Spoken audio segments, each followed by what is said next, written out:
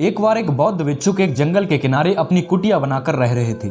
जब एक दिन वो ध्यान कर रहे थे तभी एक नौजवान लड़का उनके पास आता है और उन बौद्ध भिक्षुक से कहता है कि मुनिवर, मैं आपसे एक प्रश्न पूछना चाहता हूँ।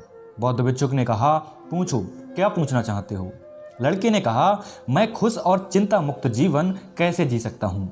ये सुनकर उन बौद्ध भिक्षुक ने उस लड़के को अपने पीछे आने को कहा।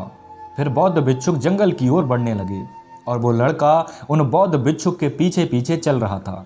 रास्ते में उन्हें एक गोल पत्थर दिखाई दिया।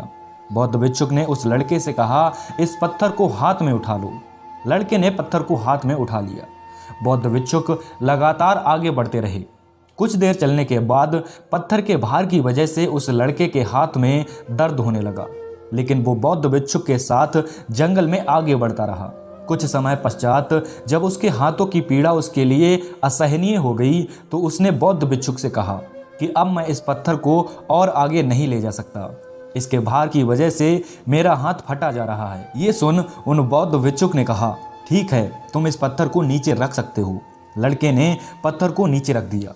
अब उसे बड़ा आराम महसूस हो रहा था, बड़ी खुशी मिल रही थी। लेकिन वो बौद्ध भिक्षुक लगातार जंगल में आगे बढ़ते जा रहे थे। कुछ दूर और चलने के बाद बौद्ध भिक्षुक ने उस लड़के से पूछा, अब तुम कैसा महसूस कर रहे हो?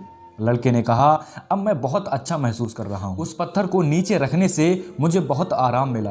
अब मेरे हाथ में दर्द भी नहीं हो रहा है।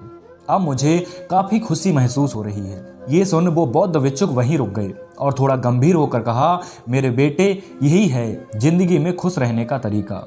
इस तरीके से तुम पूरी जिंदगी खुशी खुशी जी सकते हो। उस लड़के को उन बौद्ध भिक्षुक की बात कुछ समझ नहीं आई।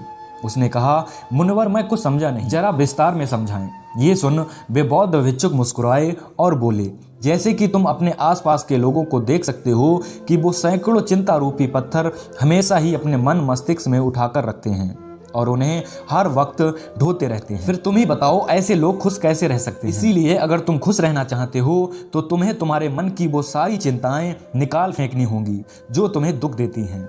अब वो लड़का उन बौद्ध भिक्षुक की बातों को समझ चुका था। उसने उन्हें धन्यवाद किया और वहां से चला गया।